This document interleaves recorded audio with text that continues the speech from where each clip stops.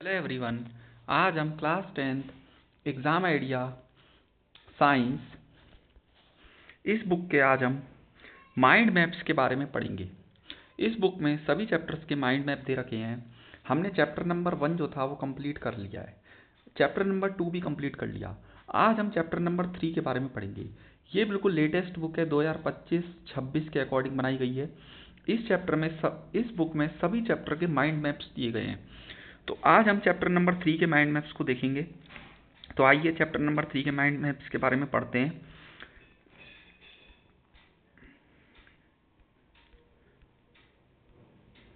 तो chapter number 3 में हमें सबसे पहले हम स्टार्ट करते हैं फिजिकल प्रॉपर्टीज। फिजिकल प्रॉपर्टीज किसकी? मेटल एंड नॉन मेटल्स की। तो फिजिकल प्रॉपर्टी हम सबसे पहले देखते हैं लस्टर। लस्टर क्या होता है?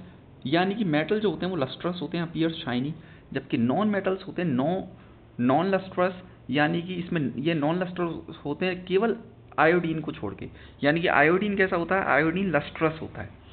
हार्डनेस, ये मेटल जो होते हैं वो हार्ड होते हैं, एक्सेप्ट किसको छोड़ के? लिथियम, सोडियम, पोटेशियम, ये सॉफ्ट मेटल्स होते हैं। सॉफ्ट एंड ब्रिटल, यानी कि नॉन मेटल्स होते हैं, सॉफ्ट होते हैं, ब्रिटल होते हैं, एक्सेप्ट किसको छोड़ के? डायमंड को, क्योंकि डायमंड क्या होता है? हार्ड होता है। मैलिएबिलिटी, मैलिएबिलिटी क्या होती है? ये मैलिएबल होते हैं, यानी कि इसको हम बिटन करके हैमर से पीट पीट कर इसकी शेप क्या कर सकते हैं? चेंज कर सकते हैं। यानी कि गोल्ड हो गया, गोल्ड क्या होता है? मैलिएबल होता है, जो सबसे ज़्यादा मोस्ट मैलिएबल होता है गोल्ड। और नॉन मेटल्स क्या होते हैं? नॉन मैलिएबल होते हैं, यानी कि इसके हम शेप को चेंज नहीं कर सकते। ठीक है। डक्टिलिटी, मेटल्स क्या होते हैं? डक्टाइल होते हैं, और इसका एग्जाम्पल है गोल्ड। मोस्ट डक्टाइल मेटल कौन सा है? गोल्ड। जबकि नॉन मेटल्स क्या होते हैं? नॉन डक्टाइल होते हैं। थर्मल एंड इलेक्ट्रिकल कंडक्टिविटी, यानी कि गुड कंडक्टर्स होते हैं, यानी कि ये इलेक्ट्रिसिटी कंडक्ट कर सकते हैं, जैसे सिल्वर बेस्ट कंडक्टर होता है, और बिस्मथ क्या होता है? पुअर कंडक्टर होता है। बैड कंडक्टर होते हैं नॉन मेटल, एक्सेप्ट ग्रेफाइट को छोड़ के, क्योंकि ग्रेफाइट जो होता है वो गुड कंडक्टर होता है।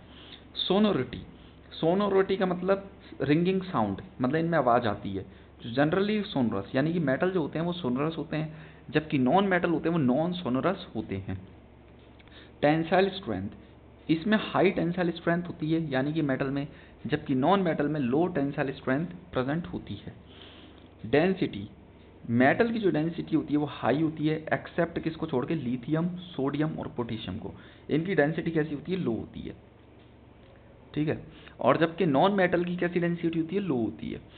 Melting and boiling point, melting boiling point metal का हाई होता है, एक्सेप्ट किसको छोड़ के? लिथियम को, सोडियम को, पोटेशियम को और सीजियम और गैलियम को छोड़ के। इनका कैसा होता है? लो होता है। नॉन मेटल का मेल्टिंग एंड बॉइलिंग पॉइंट लो होता है, एक्सेप्ट किसको छोड़ के? ग्रेफाइट और डायमंड को। ग्रेफाइट और डायमंड का हाई होता है। स्टेट ऑफ मैटर, ये जनरली सॉलिड होते हैं मेटल्स, एक्सेप्ट किसको छोड़ के? मरकरी, क्योंकि मरकरी क्या होता है? लिक्विड होता है।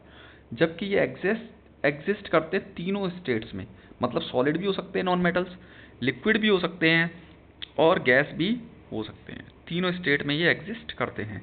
इसके बाद आगे हम पढ़ते हैं रिएक्टिविटी सीरीज ऑफ मेटल। इसकी रिएक्टिविटी सीरीज क्या होती है? List of the metal which they arrange in decreasing order of reactivity. ये डिक्रीजिंग ऑर्डर के हिसाब से लगाए गए। कैसे?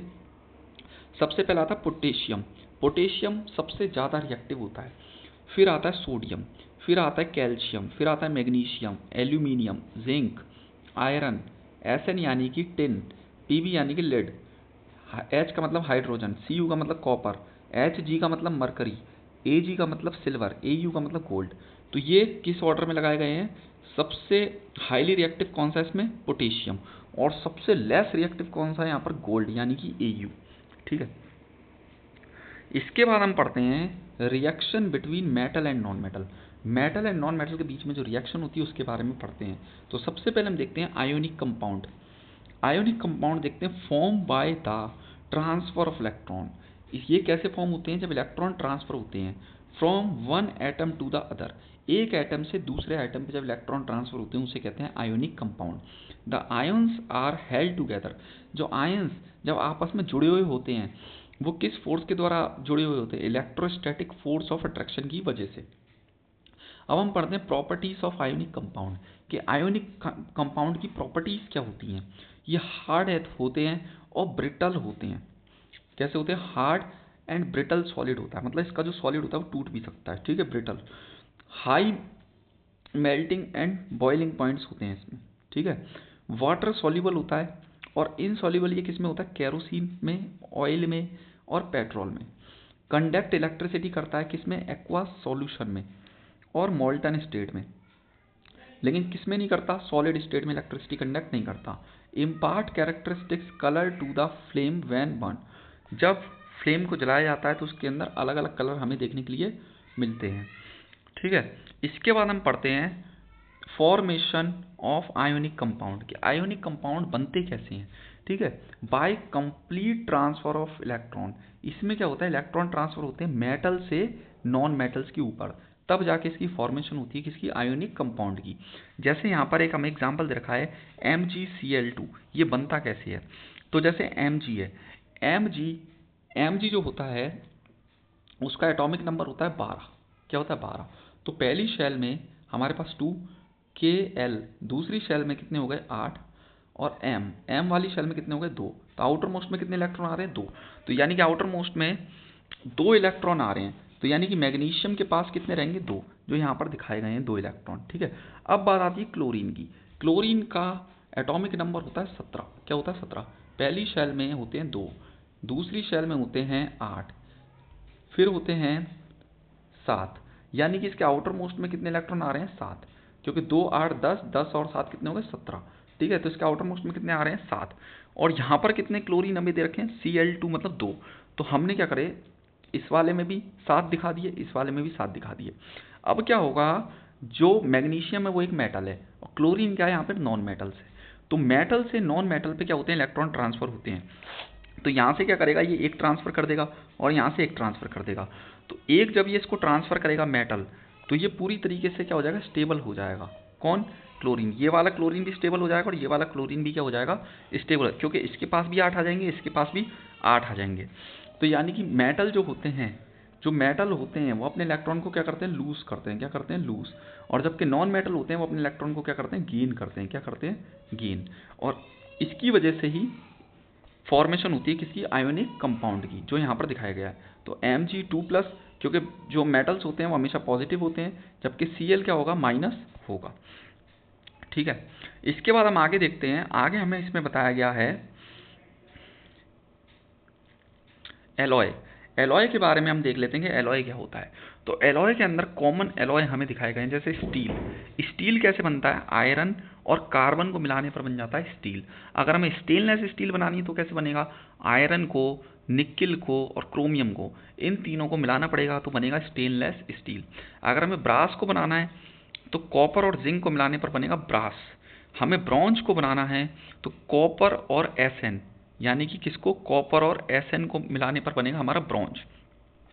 अगर हमें सोल्डर को बनाना है तो लेड और एसएन, यानी कि पीबी का मतलब होता है लेड और एसएन का मतलब होता है टिन। लेड और टिन को मिलाने पर बनेगा सोल्डर, जिसे आयरन सोल्डर भी कहा जाता है। इसके बाद हम देखते हैं अमलगम। अमलगम कैसे बनेगा? तो अमलगम बनाने के लिए हमें Hg एलॉय चाहिए। Hg यानी कि मरकरी का एलॉय चाहिए, उससे बनेगा अमलगम, ठीक है। इसके बाद हम आगे देखते हैं प्योरिटी ऑफ गोल्ड। गोल्ड की प्योरिटी। प्योर गोल्ड जो होता है वो 24 कैरेट होता है, वो सॉफ्ट होता है एंड मेलिएबल होता है, ठीक है। उसकी हम शेप चेंज कर सकते हैं। एलॉयड विद आइदर, उसके साथ क्या मिलाया जाता है? उसके साथ या तो Ag यानी कि सिल्वर मिलाया जाता है या फिर कॉपर मिलाया जाता है। जब सिल्वर और कॉपर मिलाते हैं वो थोड़ा सा क्या हो जाता है? हार्ड हो जाता है, ठीक है। अब होता है 22 कैरेट। 22 कैरेट जो होता है वो 91.7% प्योर होता है। 18 कैरेट 75% प्योर होता है। 14 कैरेट 58.3% प्योर होता है। तो ये हमें ध्यान रखना है। इसके बाद हम पढ़ते हैं कोरोजन क्या होता है। Corrosion of metals. तो rusting of iron. Iron react with moisture and oxygen. जब आयरन रिएक्ट करता है किसके साथ? मॉइस्चर के साथ और ऑक्सीजन के साथ, प्रेजेंट इन एयर, एयर की प्रेजेंट में, तो उसके ऊपर ब्राउन कलर का सब्सटेंस आ जाता है, उसे ही कहते हैं रस्ट। इसका फॉर्मूला होता है Fe2O3.SXS2O। Corrosion of copper. Copper कैसे खराब होता है? कॉपर रिएक्ट जब मॉइस्ट कार्बन डाइऑक्साइड के साथ में रिएक्ट करता है एयर की प्रेजेंट में, तो उसके ऊपर ग्रीन कलर की कोटिंग आ जाती है और वो ग्रीन कलर की कोटिंग क्या होती है, बेसिक कॉपर कार्बोनेट होता है। क्या होता है, basic copper carbonate. Tarnishing of silver, silver कैसा होता है, तो सिल्वर जब रिएक्ट करता है, sulphur present in the air, जो सल्फर प्रेजेंट है हवा में, उसके साथ में अगर सिल्वर रिएक्ट करेगा तो उसके ऊपर ब्लैक कलर की कोटिंग आ जाएगी, ये होगा सिल्वर सल्फाइड यानी कि Ag2S।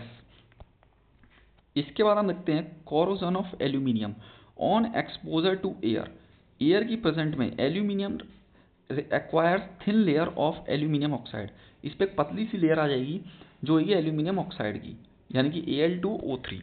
ठीक है, इसके बाद इसे बचाने के क्या क्या प्रोसेस हो सकते हैं, प्रिवेंशन करने के, गैल्वेनाइजेशन हो सकता है, क्रोम प्लेटिंग हो सकता है, पेंटिंग हो सकता है, ऑयलिंग, ग्रीसिंग, एनोडाइजिंग और एलॉइंग। ये सारे जो प्रोसेस हैं, इन प्रोसेस के द्वारा हम बचा सकते हैं किसको, कोरोजन, कोरोजन से हम प्रिवेंट कर सकते हैं। इसके बाद हम पढ़ते हैं केमिकल प्रॉपर्टीज कि केमिकल प्रॉपर्टीज क्या होती हैं। तो properties, metal, non metal, reaction with oxygen, अगर ऑक्सीजन के साथ में रिएक्ट करेगा तो क्या होगा, मेटल को अगर ऑक्सीजन के साथ में मिलाएंगे तो बनेगा मेटल ऑक्साइड, और मेटल ऑक्साइड का नेचर होता है बेसिक ऑक्साइड। ठीक है, और जबकि नॉन मेटल को अगर ऑक्सीजन के साथ में रिएक्ट कराएंगे तो नॉन मेटलिक ऑक्साइड बनेगा, इसका नेचर होता है एसिडिक और न्यूट्रल।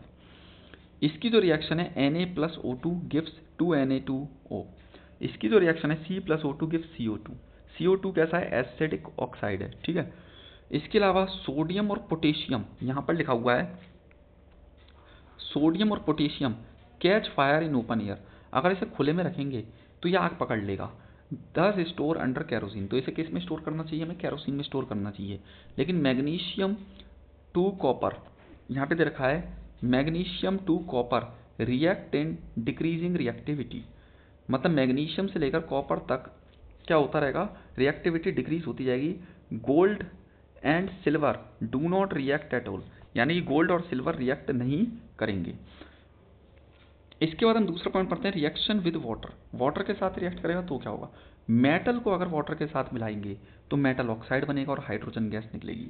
मेटल ऑक्साइड को अगर वाटर के साथ मिलाएंगे तो मेटल हाइड्रोक्साइड निकलेगा, यानी कि 2Na+2H2O को मिलाएंगे तो सोडियम हाइड्रोक्साइड बनेगा और हाइड्रोजन गैस निकलेगी। Generally do not react with water और स्टीम, यानी कि नॉन मेटल जो होते हैं ना वो वाटर के साथ रिएक्ट करेंगे ना वो स्टीम के साथ रिएक्ट करेंगे। इसके बाद हम पढ़ते हैं जो हम इसमें दे रखा है रिएक्शन विद एसिड, मेटल को अगर डाइल्यूट HCl के साथ और H2SO4 के साथ, यानी कि ये दोनों एसिड हैं HCl या H2S, इनमें से किसी एक के साथ भी मिलाया जाएगा तो सॉल्ट मिलेगा और हाइड्रोजन गैस निकलेगी। अगर मेटल को डाइल्यूट HNO3 के साथ मिलाया जाएगा तो सॉल्ट निकलेगा, वाटर और ऑक्साइड ऑफ नाइट्रोजन, किसके ऑक्साइड निकलेंगे, नाइट्रोजन के। एक्सेप्शन दे रखा है, उस एक्सेप्शन को हम जान लेते हैं, मैग्नीशियम और मैग्नीज, यानी कि Mg और Mn, ये मैग्नीशियम है और ये मैग्नीज है, रिएक्ट करते हैं अगर डाइल्यूट HNO3 के साथ में, किसके साथ, HNO3 यानी कि नाइट्रिक एसिड के साथ में, तो कौन सी गैस निकालते हैं, हाइड्रोजन गैस इवॉल्व करते हैं। Do not displace hydrogen from acid, इसके अंदर कोई भी हाइड्रोजन डिस्प्लेस नहीं होगा एसिड से। रिएक्शन विद सॉल्ट, अब सॉल्ट के साथ में अगर होगी solution of other metal, metal A को अगर मैं सॉल्ट सॉल्यूशन बी के साथ मिलाऊंगा तो मुझे salt solution A plus metal B मिलेगा, where metal A is more reactive than metal B. इससे पता चलता है कि मेटल ए ज़्यादा रिएक्टिव है किससे, मेटल बी से। जैसे Fe+CuSO4, तो FeSO4 + Cu, यानी कि इसमें जो आयरन है वो ज़्यादा रिएक्टिव है किससे, कॉपर से, और कॉपर क्या इसके अंदर लेस रिएक्टिव है, यानी कि आयरन ने किसको डिस्प्लेस कर दिया यहाँ पर, कॉपर को। ठीक है, आयरन इज मोर रिएक्टिव, तो आयरन, तो यहाँ पे आयरन सल्फेट हो गया और कॉपर अलग हो गया, तो iron is more reactive than copper. यही हमारी कौन सी रिएक्शन है, डिस्प्लेसमेंट रिएक्शन है। इसके बाद हम आगे देखते हैं अकरेंस ऑफ मेटल, कि मेटल कैसे अकर होते हैं, कैसे बनते हैं। तो इन कंबाइंड स्टेट और एक हमें देखा फ्री स्टेट। तो पहले कंबाइंड स्टेट देखते हैं, more reactive metal like sodium, calcium are found in their combined state, ये कैसे पाए जाते हैं, कंबाइंड स्टेट में पाए जाते हैं, कौन, सोडियम और कैल्शियम, और भी इसमें लिखा हुआ है ETC। ठीक है, इसके अलावा मिनरल्स, नेचुरली अकरिंग एलिमेंट्स और compound found in the earth crust with definite chemical composition, यहाँ पर ये बता रखा है जो नेचुरली अकरिंग एलिमेंट्स होते हैं, जो नेचुरली बनते हैं और compound found in earth crust, वो कहाँ पे पाए जाते हैं, अर्थ क्रस्ट पे पाए जाते हैं, और उसका केमिकल उसका एक फिक्स प्रोपोर्शन होता है, ठीक है। इसके अलावा और क्या होता है, और जो होते हैं वो minerals containing economical valuable concentration होता है, यानी कि वो मिनरल से कंटेन होते हैं और इकोनॉमिकल वैल्यूएबल कंसंट्रेशन होता है ऑफ सर्टेन मेटल, कुछ मेटल का, that can be profitably extracted, और जिनको फायदे के लिए निकाला जाता है, एक्सट्रैक्ट किया जाता है। इसके बाद हम देखते हैं कि फ्री स्टेट क्या होता है। तो फ्री स्टेट के बारे में देखते हैं, लीस्ट रिएक्टिव मेटल, मतलब जो बहुत कम रिएक्टिव होते हैं, जैसे यहाँ पर लीस्ट रिएक्टिव का मतलब जैसे यहाँ पर हो गया एजी, एजी का मतलब सिल्वर, एयू का मतलब gold, are usually found in their free state, ये फ्री स्टेट में पाए जाते हैं। इसके बाद आगे हम देखते हैं मेटलर्जी क्या होता है। तो मेटलर्जी के अंदर एनरिचमेंट के बारे में हम पढ़ेंगे, एक्सट्रैक्शन के बारे में पढ़ेंगे और रिफाइनिंग के बारे में पढ़ेंगे। तो सबसे पहले एनरिचमेंट देख लेते हैं। The process of removing unwanted impurities, जब अनवांटेड इम्प्योरिटीज़ को रिमूव करा जाता है, और अनवांटेड इम्प्योरिटीज़ का नाम है जैसे गेंगुई, ठीक है, फ्रॉम द ओर में से जब अनवांटेड इम्प्योरिटीज़ को हटाया जाता है उसे कहते हैं एनरिचमेंट। एक्सट्रैक्शन क्या होता है, रोस्टिंग और कैल्सिनेशन, इसमें दो वर्ड्स हैं जो बहुत इंपॉर्टेंट है। रोस्टिंग क्या होता है, जब सल्फाइड ओर को स्ट्रांगली हीटेड करा जाता है एक्सिस एयर में, मतलब एयर बहुत ज़्यादा होती है उसके अंदर इसको हीट करा जाता है, किसको, सल्फाइड ओर को, तो वही होता है रोस्टिंग। क्या होता है, रोस्टिंग। कैल्सिनेशन क्या होता है, जब कार्बोनेट ओर को स्ट्रांगली हीट करा जाता है, लिमिटेड सप्लाई ऑफ एयर, इसमें क्या होती है, जो एयर की सप्लाई होती है वो लिमिटेड होती है, और इसमें कार्बोनेट ओर होता है, किसमें, कैल्सिनेशन में, और रोस्टिंग में सल्फाइड ओर होता है, ये ध्यान रखना है, ठीक है। इसके बाद आगे हम चलते हैं, रिफाइनिंग क्या होती है, removal of impurities from the extracted metals, यानी कि जो मेटल हम निकालते हैं उसमें से गंदगी को हटाना ही रिफाइनिंग कहलाता है। जैसे इलेक्ट्रो रिफाइनिंग ऑफ कॉपर, जैसे कॉपर को साफ करा जाता है, कैसे, जैसे एनोड, एनोड क्या होता है, बिलिस्टर्ड Cu, cathode thin strip of pure copper, यानी कि पतली सी लेयर कॉपर पे आ जाती है।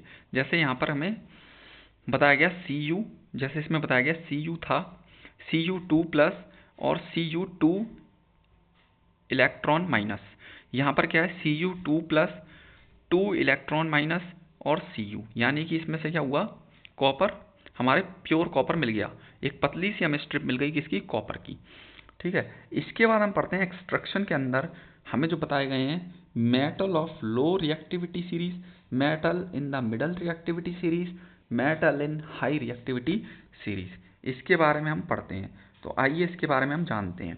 सबसे पहले हम पढ़ते हैं metal in low reactivity series. Extraction of copper, अगर हमें कॉपर को एक्सट्रैक्शन करना है, यानी कि कॉपर को हमें निकालना है, तो कैसे निकाला जाएगा, Cu2S, यानी कि कॉपर सल्फेट के साथ में ऑक्सीजन को मिलाया जाएगा, ठीक है, और इसे हीट करा जाएगा, तो Cu2O यानी कॉपर ऑक्साइड और सल्फर डाइऑक्साइड। अब कॉपर ऑक्साइड जो था, जो कॉपर ऑक्साइड हमें, जो कॉपर ऑक्साइड ये रहा कॉपर ऑक्साइड, जो कॉपर ऑक्साइड है अगर उसे कॉपर सल्फेट के साथ मिलाएंगे तो हीट करेंगे तो कॉपर अलग हो जाएगा और सल्फर डाइऑक्साइड अलग हो जाएगा, ठीक है, ये इसमें बताया गया। अगर मरकरी का एक्सट्रैक्शन अगर हम देखेंगे तो इसमें ये बताया गया है HgS, यानी कि HgS ये क्या होता है, सिनेबार होता है, सिनेबार, सिनेबार का सिंबल क्या होता है, HgS, तो इसका जो ओर होता है उसे क्या कहते हैं, सिनेबार। तो सिनेबार HgS को अगर ऑक्सीजन के साथ में मिलाएंगे, इसे हीट करेंगे तो HgO मिलेगा, यानी कि मर्क्यूरिक ऑक्साइड, और सल्फर डाइऑक्साइड गैस निकलेगी इसमें। फिर क्या करेंगे, जो हमें यहाँ पे मर्करिक ऑक्साइड मिला है, मर्करिक ऑक्साइड को जब हम हीट करेंगे तो मर्करी अलग हो जाएगा, ऑक्सीजन अलग हो जाएगा, ठीक है। इस एक्सट्रैक्शन से बनता है हमारा मर्करी, ठीक है। इसके बाद हम देखते हैं extraction of zinc. Zinc extraction कैसे होता है, मिडल रिएक्टिविटी सीरीज में जिंक सल्फेट है, जब इसे ऑक्सीजन के साथ में ऐड किया जाता है और हीट करेंगे तो जिंक ऑक्साइड हो जाएगा और सल्फर डाइऑक्साइड गैस निकलेगी। सेम टू सेम ऐसे जिंक कार्बोनेट को अगर हम हीट करते हैं तो जिंक ऑक्साइड बनेगा और कार्बन डाइऑक्साइड गैस निकलेगी। फिर क्या होता है, हमारे पास जो जिंक ऑक्साइड जो बना था उसके साथ में कार्बन मिला देंगे और हीट करेंगे तो जिंक अलग हो जाएगा और कार्बन मोनोऑक्साइड, यानी कि CO क्या होता है, कार्बन मोनोऑक्साइड, ठीक है। इसके बाद हम आगे देखते हैं एक्सट्रैक्शन ऑफ आयरन। इसके बारे में आयरन कैसे एक्सट्रैक्ट किया जाता है। Fe2O3 है हमारे पास, जैसे कहते हैं आयरन ऑक्साइड। इसके साथ में अगर एल्यूमिनियम को मिलाते हैं तो आयरन अलग हो जाएगा, एल्यूमिनियम ऑक्साइड अलग हो जाएगा और इसमें से हीट निकलेगी, यानी कि हीट प्रोड्यूस होएगी।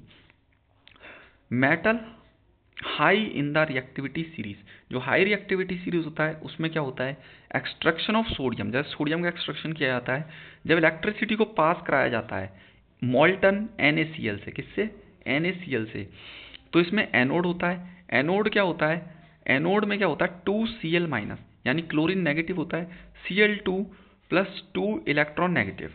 कैथोड क्या होता है, कैथोड में सोडियम होता है प्लस, इसके साथ अगर इलेक्ट्रॉन को ऐड किया जाता है तो Na मिलता है, हमें क्या मिलता है, Na।